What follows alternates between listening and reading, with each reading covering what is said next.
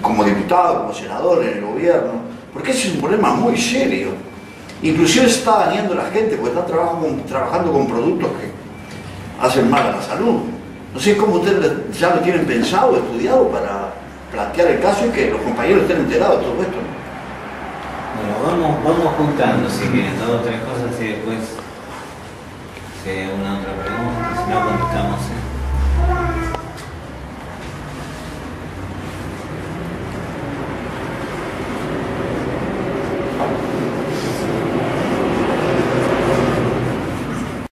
Que vive en nuestro país es libre de transitar libremente. Ahora, con los peajes yo creo que es algo anticonstitucional, porque al haber un peaje ya la gente no es libre, tiene que pagar para pasar. ¿Cómo es que se permite eso? Inclusive, digamos, si fuera así, ¿por qué eso no lo toma el gobierno? Hace falta una empresa privada. La Thatcher, en la época en Inglaterra, privatizaron, pero privatizaron aquello que no les convenía a ellos. Acá se ha privatizado todo completamente de cualquier manera, y lo primero que se privatizó son las cosas más valiosas, como petróleo, como otras. Yo digo, es justo que se cobra peaje y lo que se está cobrando es una barbaridad, porque esta es una forma también de crear inflación. En el momento que se está cobrando, creo que se cobra hasta 50, hasta se ha aumentado una barbaridad el peaje. ¿Es correcto que se cobre peaje por pasar por los caminos del país? Si ganamos la capital, por ejemplo, ¿qué serían las cosas esenciales, lo primero que atacarían el movimiento como para la propuesta así en acción con la posibilidad de ganar la capital? Un poquito primero lo que decía el compañero. Nosotros estamos, lo que hablaba del sindicalismo, nosotros creemos que son fundamentales las organizaciones sindicales. Ahora las organizaciones sindicales democráticas, efectivamente el peronismo inauguró un modelo distinto de sindicato, que fue el sindicato directamente pegado al aparato del Estado, y el sindicato, digamos, regimentado dentro del Partido Justicialista, y como decía ayer Moyano, y lo han dicho tantas veces, y lo dijo Perón el día que echó a los montoneros de la plaza, la columna vertebral del movimiento. Y la verdad que son la columna no solo vertebral del movimiento. A esta altura ya la burocracia sindical, como decíamos hoy, no es solo un problema sindical, es un problema político central. La burocracia sindical pasa a ser una de las columnas vertebrales del modelo y del sistema, porque ya no solamente se dedica, como se dedicó desde décadas, a entregar la lucha de los trabajadores, sino que además se ha convertido en empresaria, brinda el aparato represivo, lo vimos con Ferreira, lo vimos en la dictadura cuando daban la lista de los cuerpos delegados y comisiones internas, y avanza también políticamente.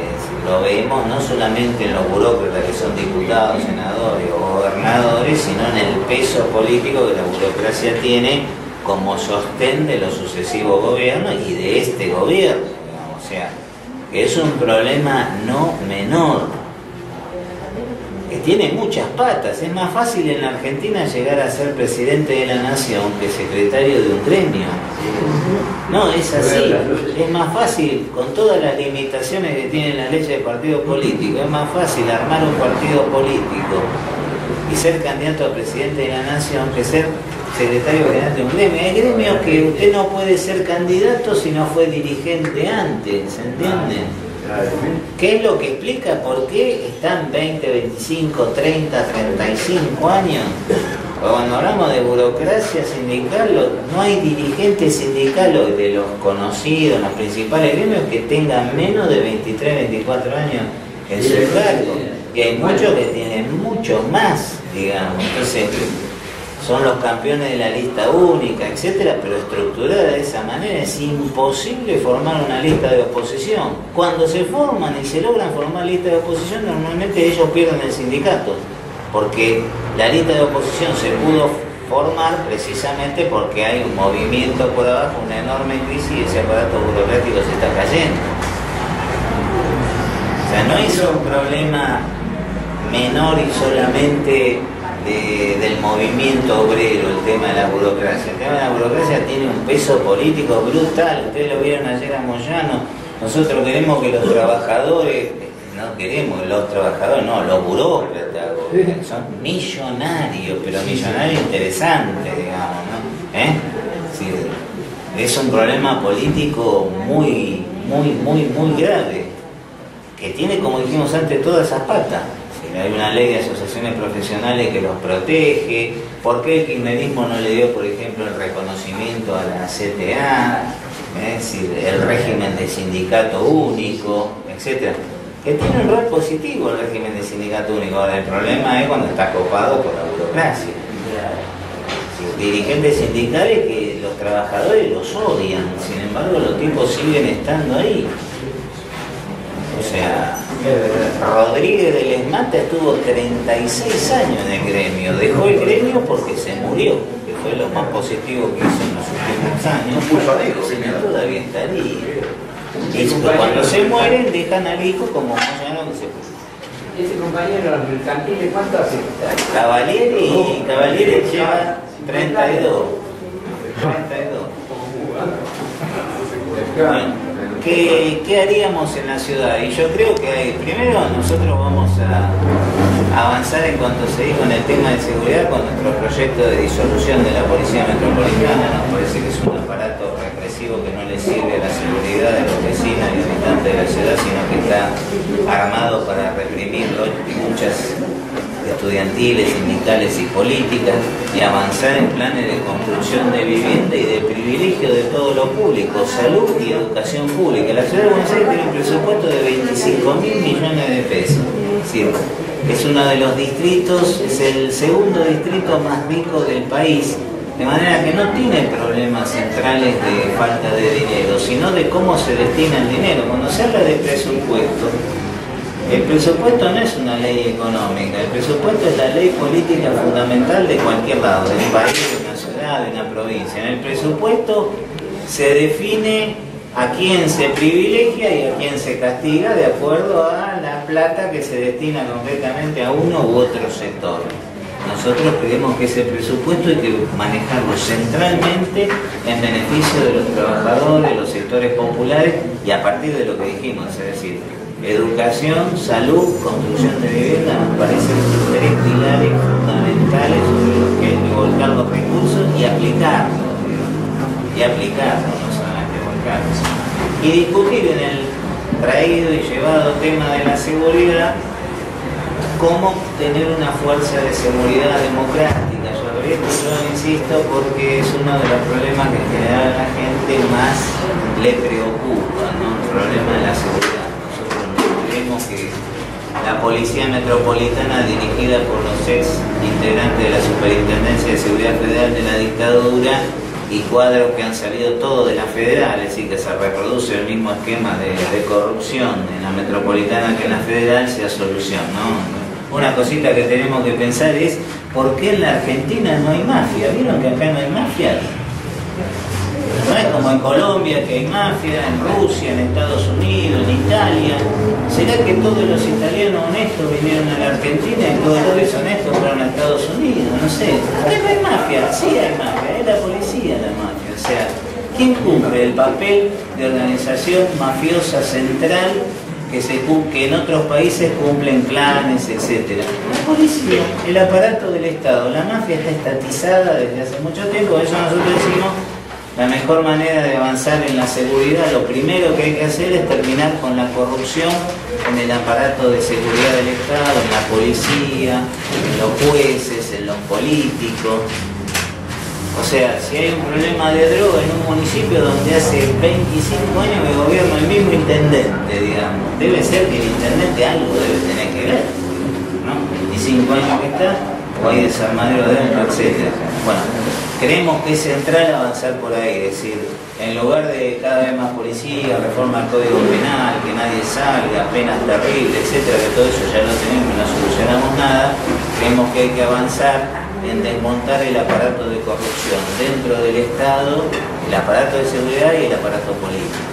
Y empezar a hablar de tener fuerzas democráticas controladas por los vecinos, que los vecinos puedan elegir a los comisarios, votarlo, echarlo. No como ahora que los pone el aparato burocrático los intendentes. Digamos, en el Gran Buenos Aires los comisarios los pone el intendente, eso es así, y no lo saca nadie salvo cuando el intendente quiere, porque hay algún problema de recaudación, que es el rol central que cumple la policía en nuestro sistema, la federal y en todas las provincias. Lo que decíamos antes, preguntémonos porque acá no hay mafia, porque vieron que mafia no hay bandas, chorro, qué sé yo, pero mafia no hay, porque la mafia es la federal, la bonaerense, etcétera, etcétera. Y la droga. Sí, bueno, pero ¿quién maneja la droga? Póngase usted a vender droga en la esquina y va a pasar el patrullero, no se lo va a llevar preso, le va a decir, tenés que darme tanto. No me la comé. ¿Cuánto vendiste hoy? Pero es un problema que tenemos que tocar también, porque es un problema que la gente golpeada por todo el problema de chorreo, etcétera, entra en la variante de vamos a la represión, digamos. La verdad que la represión, el aumento de pena, etcétera, no es ninguna solución, porque el problema lo tenemos precisamente, el que maneja el aparato mafioso es el propio aparato supuestamente de seguridad.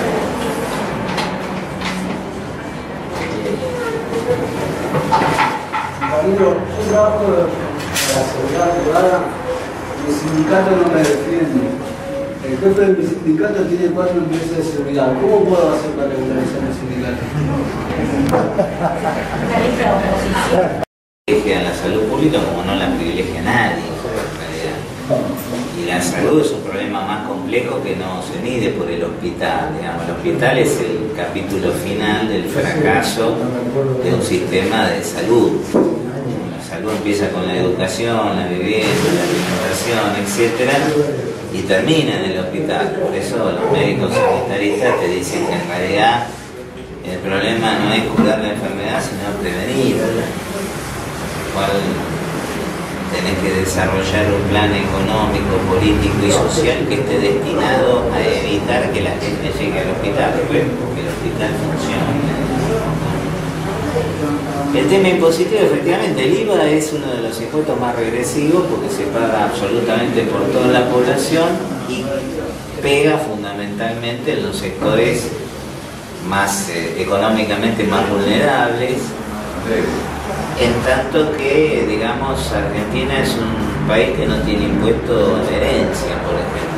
Pero claro, no son cosas casuales. Acá no hay impuesto a la herencia porque Martínez de Oz lo suprimió en el año 76. Digamos, como tenía que pasar la sucesión de los padres. Disculpen, buenas noches, nos vamos a escuchar. Derogó el impuesto a la herencia. Nunca más se volvió a establecer el impuesto a la herencia. No hay prácticamente impuestos al patrimonio. El impuesto a las ganancias también es aplicado con un criterio regresivo. Ustedes ven que hay montones de trabajadores que tienen que pagar ganancias. Nosotros creemos que el IVA tiene que ser derogado sobre los artículos de primera necesidad, no solo alimenticios, sino sobre los artículos de primera necesidad. Eso es un impuesto que hay que suprimir. Volvemos otra vez a lo mismo, es decir, no es una medida impositiva, es una medida política. El IVA no está ahí porque no se les haya ocurrido otra manera de recaudar. Está ahí porque efectivamente es la manera más brutal de recaudar sobre los sectores económicamente más desprotegidos y que no tienen ninguna posibilidad de evadirlo, digamos. Porque no solamente nosotros tenemos un sistema impositivo que es regresivo, porque en general se orienta sobre el consumo y no sobre el patrimonio, sino que además los pocos impuestos que hay sobre el patrimonio, los sectores económicamente más privilegiados los evaden. En cambio el IVA es absolutamente imposible de evadir. Pero estamos siempre en el terreno de por qué es importante la construcción política, digamos. acá a todos se les ocurrió todo. Lo que pasa es que unos lo hacen a favor de unos y otros a favor de otros. Digamos. No es falta de imaginación.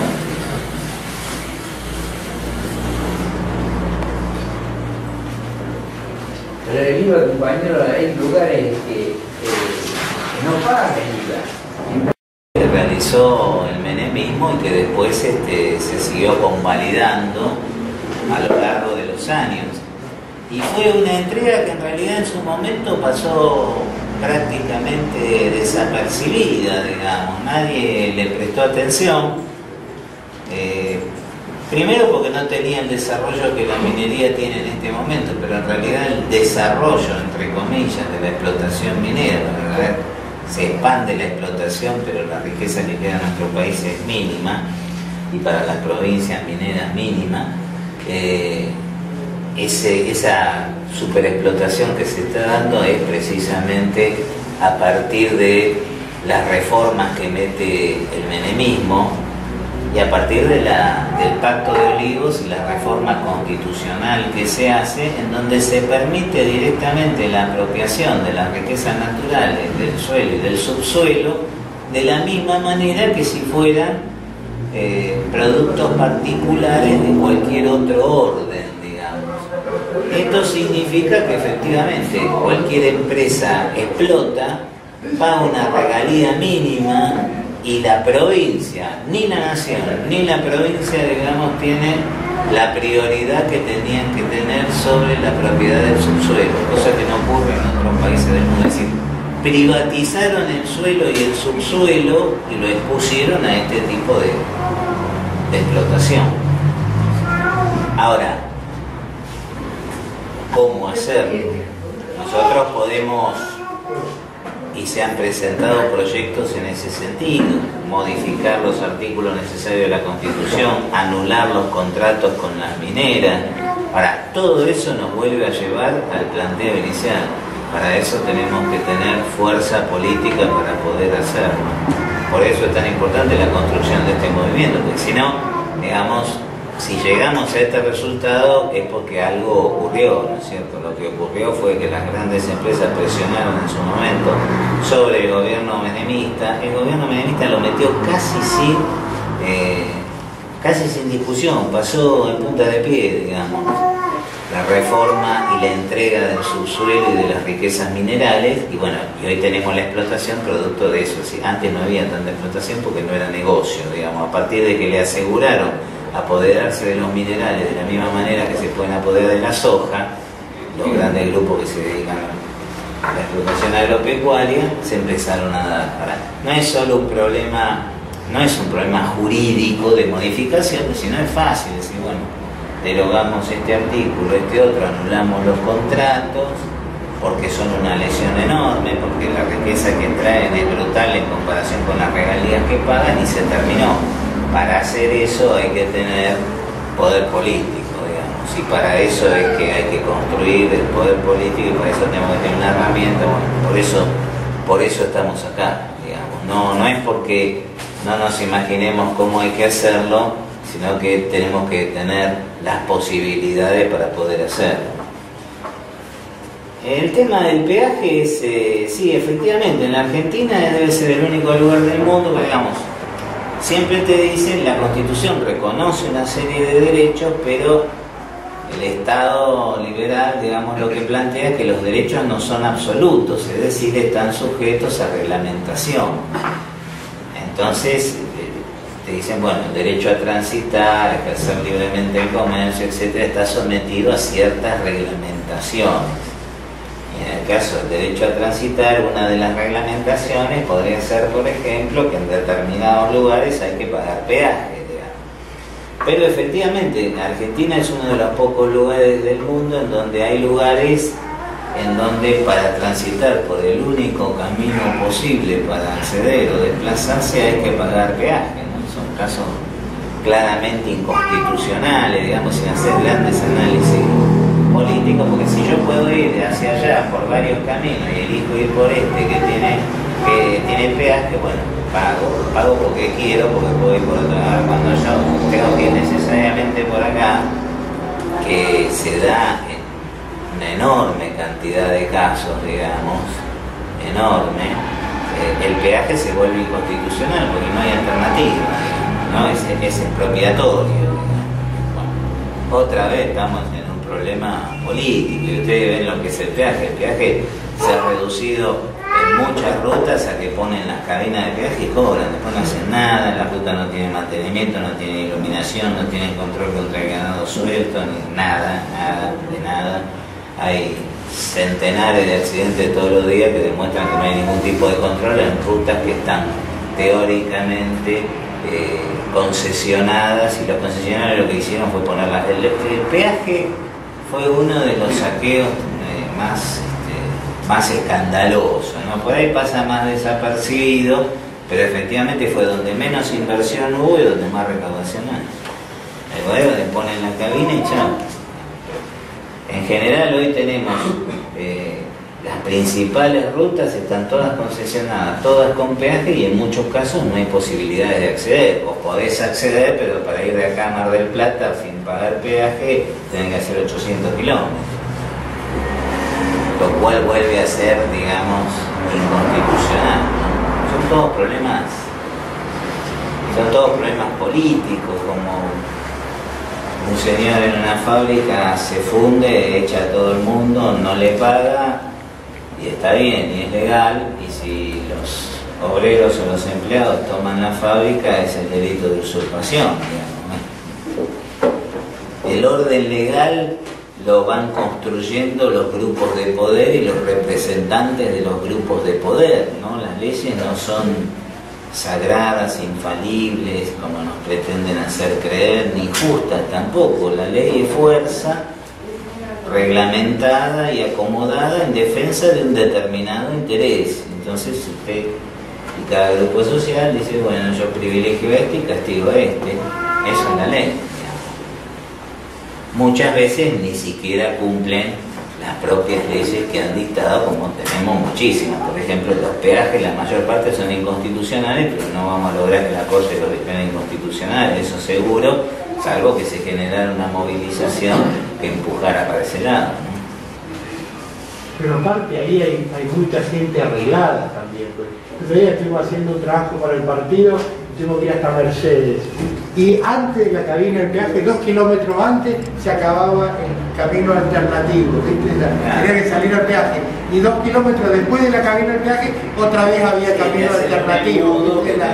No, sí, que ahí se hacía pozo, ¿viste? Pero el intendente del lugar, de Mercedes, los pueblos ahí, si tenés vocación, viste, de servir a tu comunidad, arreglás la ruta que esté funcionando, que esté la alternativa del camino al costado de la ruta para pasar. No, pero los intendentes están arreglados y no hacen. Lo mismo, un caso típico, yo doy clase en la Facultad de Ingeniería, y cada vez que todos los lunes voy a dar clase y se me revuelve el estómago, porque ahí está haciendo Macri una playa de estacionamiento para 200 autos, ¿viste? En pleno la acera del corredor en la Facultad de Ingeniería estatal, de la UBA, ¿viste? Y la está haciendo con plata nuestra, ¿sí? Está construyéndola y ya está arreglado, que cuando la termine de construir el estacionamiento, se lo va a dar a un amigo para que lo administre. O sea, yo acepto que le den una plata para que haga una playa de abajo, pero que lo hagas con tus recursos, ¿viste? Con tu plata, ¿viste? Y que después, viste, lo use de la... Pero no, la está haciendo con la plata de todo y después lo va a entregar para que algún amigo administre las cocheras, eso, y se quejan de que no le dejan allá en el Parque La Cera, viste, Coronel Díaz y La Cera, que ahí podía hacer 1000 cocheras ahí, ¿no? Para la gente pobre de esa zona, ¿no? Y esto lo hacen todos, ¿no? Y la que está haciendo ahí, y esa playa además la está haciendo violando la propia ley que la sancionó, porque esa la tenía que hacer no a cielo abierto como le está haciendo, sino que tenía que excavar. No, creo que después la van a cerrar y van a exponer otra vez parquecito, otra vez después sí, pero digamos, no tenía que arrasar la plaza. Sí, ahora está arrasada. O sea, la ley que sancionó la construcción de esa plaza indicaba que había que excavar e ir por abajo. La arrasaron y después van a poner un techo, digamos. ¿Cuáles son los candidatos a la ciudad y ese proyecto parte del movimiento? Mira, bueno, ¿en qué quieren juntamos dos o tres. Sí. Preguntas más. Explotados. De 12 a 14 horas, lo pagan cuando quieren y de vez en cuando nos bancamos. Y los dueños de las empresas de seguridad son ex militares o ex policías, o policías en actividad. Son uno de los sectores más explotados, ¿no? Más allá de que las empresas de seguridad ganan fortunas, digamos, ¿no?